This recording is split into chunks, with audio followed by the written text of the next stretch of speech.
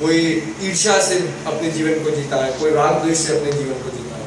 तो देखिए इतना अच्छा एक गुरु परिवार हमें मिला है, तो इस परिवार को, इसकी जड़ों को मजबूत करना हमारा कर्तव्य है। और ये क्यों जरूरी है? क्योंकि देखिए आप तो इन चीजों को समझते हैं, लेकिन धीरे धीरे एक नया समाज यहाँ जन्म लेगा। आपके बच्चे जन्म लेंगे, आपके पोते नाती जन्म लेंगे, और धीरे धीरे वो इस समाज में, मतलब इन समाज के प्रभावों से गुजरेंगे। हम जहाँ पर जब बचपन में भी आते थे तो महाराज जी से लोग यही पूछते थे, कितने गुजराती समाज के लोग थे, उनका भय यही था कि जी हम तो अपनी भाषा बोल रहे हैं, अपनी संस्कृति को जान रहे हैं, लेकिन हमारे बच्चे कल उसी पद्धति पे चले ना चले, हमें यही डर है। क्योंकि हम भारत देश से इतने दूर रह गए और यहाँ के प्रभावों में आ गए, तो हमें यही डर है कि कल हमारे बच्चे उस रास्ते पे चलेंगे कि नहीं। लेकिन जहाँ गुरु दरबार में आप बचपन से बच्चों को लाओगे, वही संस्कार उनके अंदर रोपित होंगे। जो बीज आप बोगे वही तो वृक्ष निकलेगा। अब मैं आम का बीज बोल रहा हूँ, मैं सोच रहा हूँ मैं सेब खाऊंगा, तो कभी हो नहीं सकता। ऐसे अच्छे संस्कारों अपने बच्चों में रोपित नहीं किए तो कल वो आपका आदर सम्मान, कल गुरु महाराज जी का आदर सम्मान, गुरु दरबार की क्या महिमा है, उसको थोड़ी समझ सकेंगे। तो बचपन से जब आप गुरु दरबार में बच्चों को लाएंगे तो धीरे धीरे उनके अंदर वही बीज अंकित होंगे, और जब बीज आगे बढ़े होगा तो वो आपकी पद्धति को चलेंगे, वो भी नेपाली बोलेंगे, वो भी अपने संस्कारों को जानेंगे, और फिर चाहे वो यहाँ जन्मे हैं लेकिन अपने नेपाल को, अपने भारतवर्ष को, अपनी संस्कृति को वो कभी नहीं भूल सकते। तो ये गुरु दरबार की सबसे बड़ी कृपा होती है कि गुरु दरबार हमारी संस्कृति को, हमारे धर्म को, हमारे जो मजहब है, इसको ये बटोर करके रखता है। मैं तो भैया आप जानते ही हैं, मैं क्या बोलूँ, आप लोग तो रहते हैं, हम तो इंडिया चले जाते हैं, हम तो 1 महीने के लिए यहाँ आते हैं। जो 11 महीने बाद के होते हैं वो तो आप देख ही रहे समाज कैसा है यहाँ। तो यही है कि अगर बुराई से अपने आप को बचाना है तो गुरु दरबार की शरणागत होना है, गुरु दरबार में समर्पित होना है, और केवल अपनी मन की बुराइयों को अपने मन से निकालना है। धीरे धीरे रूपांतरण होता है, धीरे धीरे हर चीज होता है। और गुरु महाराज जी से भी भाई जी की बात हुई थी, तो गुरु महाराज जी भी अब जानते हैं कि कितने प्रेमी यहाँ हैं। तो गुरु महाराज जी भी कह रहे थे कि जैसे मुझे थोड़ा समय मिलेगा इंडिया से, वो भी यहाँ आएंगे। लेकिन जब गुरु महाराज जी आएंगे, समय बहुत महत्वपूर्ण होता है, तो हम बड़ा प्रोग्राम करेंगे जिसमें आप लोगों को भी पहले इन्फॉर्म कर दिया जाएगा, और आप लोग भी बस ले करके, गाड़ियाँ ले करके जैसे आप आए हैं तो उस बड़े प्रोग्राम में आएंगे। तो हम कोई ऐसी जगह चूज करेंगे जो अमेरिका के बीच में हो, सेंटर में, सबके लिए पास हो आना। ये नहीं कि आप लोगों को 18-20 घंटे चल करके आना पड़ेगा, लेकिन थोड़ा तो संघर्ष करना ही पड़ेगा ना गुरु महाराज जी तक पहुँचने का। तो यही है कि आगे भी कार्यक्रम होते रहेंगे, भाई जी का सानिध्य आपके पास है, और थोड़ा एक संघर्ष आपको करना होगा कि भाई जी की बात को भी मानना होगा कि जो संत पद्धति बताते हैं वो कभी हमारे बुरे के लिए नहीं होती। जैसे माता पिता हमेशा अपने बच्चों को अच्छी ही बातें सिखाते हैं। बच्चा कह सकता है कि माता पिता बार बार मुझे डांटते हैं, क्योंकि उसका अभी इतनी मैच्योरिटी नहीं है। जब बड़ा होता है तब हमें याद आती है कि देखो अगर मम्मी पापा ने उस समय ये नहीं कहा होता तो हम कितने बिखर से जाते, हम कितने भटक से जाते। ऐसे ही धीरे धीरे गुरु परंपरा क्या है, हर चीज क्या है, भाई जी तो कितने वर्षों से उस गुरु परंपरा को जी रहे हैं। तो गुरु दरबार में क्या परंपरा है वो जानते हैं, वो तो लिविंग एग्जाम्पल है उस परंपरा के। तो जब वो हमें कुछ समझाते हैं और कभी कभी हमें वो बात समझ में नहीं आती, तो मन को उठा नहीं देना चाहिए। हमें ध्यानपूर्वक सोचना चाहिए कि भाई जी ऐसा क्यों कह रही है, और जब हम ध्यानपूर्वक सोचेंगे तो उस प्रश्न का उत्तर भी मिलेगा, मतलब उस समस्या का समाधान भी मिलेगा। तो ये बहुत जरूरी है कि हम लोगों को आज्ञा में रह करके और प्रचार करना है। और प्रचार तो भाई आजकल तो कितने साधन है। देखो सबसे बड़ी बात क्या है, गुरु महाराज जी ने तो अब तो सारे कार्यक्रम लाइव कर दिए, मतलब आप सिलीगुड़ी का प्रोग्राम भी यहाँ बैठे बैठे देख सकते हो, और हूबहू जो जैसे वहाँ कैंडल जल रही है आप अपने घर में कैंडल जला सकते हो। अब अभी हम यूके से आए तो जब फर्स्ट लाइव टेलीकास्ट हुआ था तो वहाँ थापा जी करके फैमिली है, उनके 3 बच्चे हैं, और वो भी सब भजन मंडली में वही गाना गाते हैं, हर चीज करते हैं, तबला बजाते हैं, हारमोनियम बजाते हैं। तो जब पहली बार ये कार्यक्रम हुआ तो उन्होंने गुरु महाराज जी को SMS किया कि हम भी मोमबत्ती जला करके कंप्यूटर के आगे जोत से जोत जगाते रहो, प्रेम की गंगा बहाते रहो, हम भी गा रहे हैं। तो भैया एक समय ये संभव था, एक समय तो लोग मतलब क्या क्या कल्पना करते थे कि काश हम जा सकते, काश हम भी सिलीगुड़ी के प्रोग्राम को देख सकते। अब गुरु महाराज जी की कितनी कृपा है कि आप यहाँ हैं लेकिन फिर भी सिलीगुड़ी का प्रोग्राम आपके घर में आ गया। और ऐसे ही गुरु महाराज जी का जन्मदिन हम देख सकते हैं, गुरु पूर्णिमा का प्रोग्राम देख सकते हैं, गंगा दशहरा का कार्यक्रम देख सकते हैं, बैसाखी का, नवंबर का, मतलब हर महीने एक ना एक तो प्रोग्राम है ही जो आप लाइव देख सकते हैं। तो मतलब इतने दूर होते हुए भी गुरु महाराज जी दूरियां कम कर रहे हैं। लेकिन अगर हम मन से ही गुरु भक्ति को बुला दें तो क्या है, इंडिया में होते होते हम कितने दूर हैं।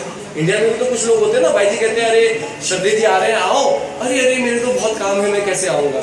मतलब एक शहर में होते हुए भी वो भागते हैं। कितने लोग ऐसे होते हैं, और कितने लोग होते हैं कि मतलब जैसे आप लोग देखिए, मतलब जब आपको पता था कि भाई इतना लंबा रास्ता है, 10 प्रकार की चीजें मन कह सकता है, अरे कौन जाएगा, इतनी लंबी जर्नी कौन करेगा। अगर इसी बात को सोचते तो आप यहाँ नहीं होते। लेकिन जैसे आपको पता चला भी प्रोग्राम हो रहा है, आश्रम जाना है, आपने बस मन बनाया कि जाना है। अब चाहे 20 घंटे लगे, चाहे 24 घंटे लगे, चाहे कितने लोग हमारे जो यंग लोग हैं, चाहे सामान के ऊपर बैठ करके डिक्की में बैठ करके आए, लेकिन आए और आए तो फिर ये इस सानिध्य को भी प्राप्त कर रहे हैं, हमसे उतने और करीब भी है। तो देखिए हर चीज संघर्ष पे जुड़ी हुई है। और ये चीज मैं आपको दिखाता हूँ, ये परंपराएं हैं। आप बद्रीनाथ जाते हैं तो बद्रीनाथ तो आदमी गाड़ी में बैठ करके चले जाता है, कोई संघर्ष नहीं है। लेकिन बद्रीनाथ मंदिर में पहुंच करके आप मंदिर की मूर्ति को छू नहीं सकते। केवल एक रावण जी है, वही पूजा करेंगे और वही हर चीज करेंगे, और आपको दूर से दर्शन करने होते हैं।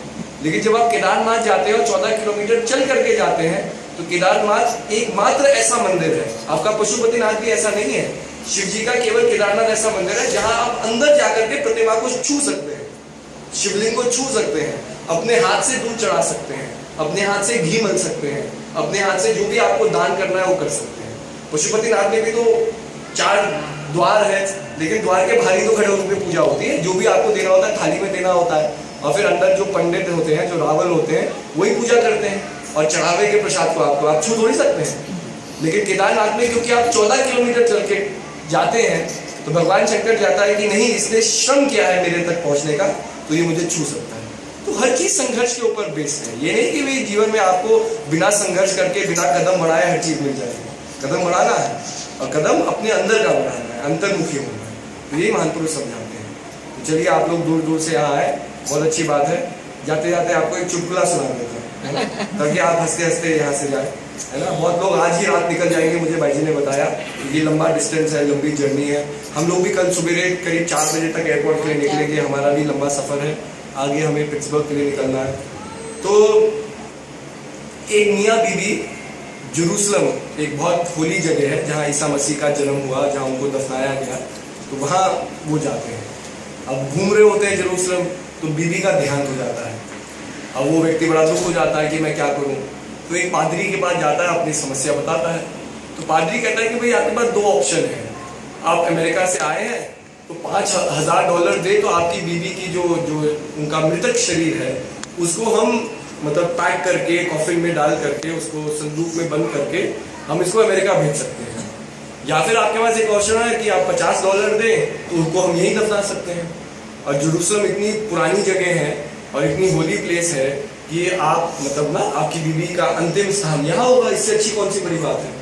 तो व्यक्ति बहुत सोचता है, घंटों तक सोचता रहता है।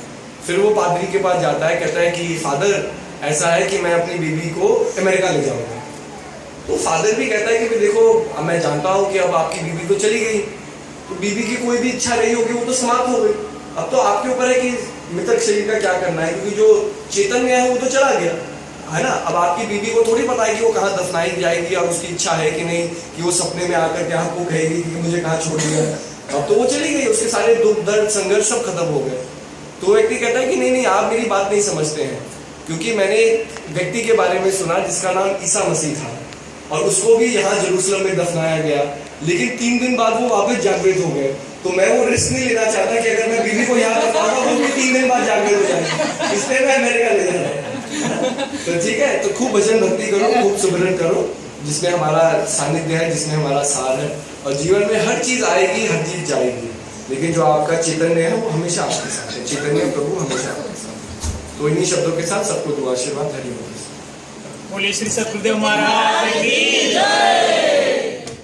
दर्शन इसको यहाँ प्रसाद महाराज के पास महाराज आप सबको प्रसाद देंगे।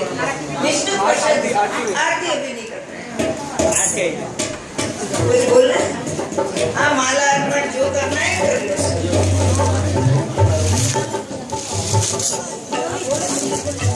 बोले श्री सतगुरुदेव महाराज की।